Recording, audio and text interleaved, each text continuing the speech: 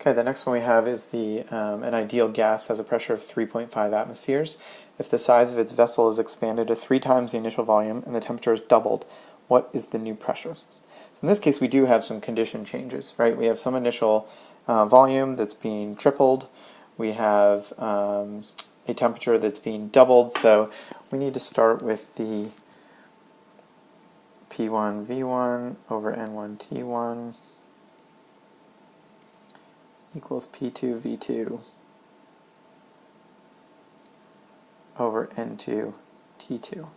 Now in this case, notice our moles are not changing at all, so I'm actually just going to wipe the moles right out right now and arrive at the new equation that we're going to use. But in order to fill this in, we need to do some changing here. So first thing I'm going to do is I'm going to say, all right, well, I'm going to solve it for P2, right? P2 is equal to P1 V1 over T1.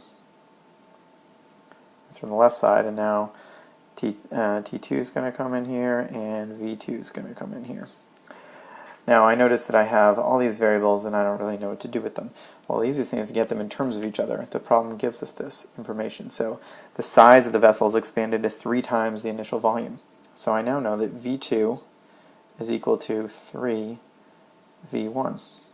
And the temperature is doubled, so I know that T2 is equal to 2 times T1, right? Doesn't really matter what T1 is right now, we're just looking at the initial concentration setup. So therefore, I'm going to sub these in. P2 is equal to P1 times, in this case I'm going to put the V's together, so V1 over 3V1, subbed in for V2, and T2 is actually 2T1, and that's going to go over T1. So if you look at that now, the V1 over V1 is just 1, can go away. T1 over T1 can go away. And what we're left with is P2 is equal to 2 over 3 times P1. And in this case, we know that that's 3.5 atmospheres, so 2/3 of that will be equal to 2.3 atmospheres. And that's how you solve one of these cases.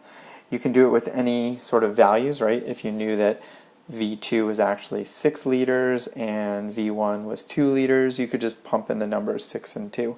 It's a little bit harder, so I showed how to do it with just the V1 and T1 and T2 method where you're not actually given a value, but anytime you're given a value, just put it right in and solve for the one you're looking for.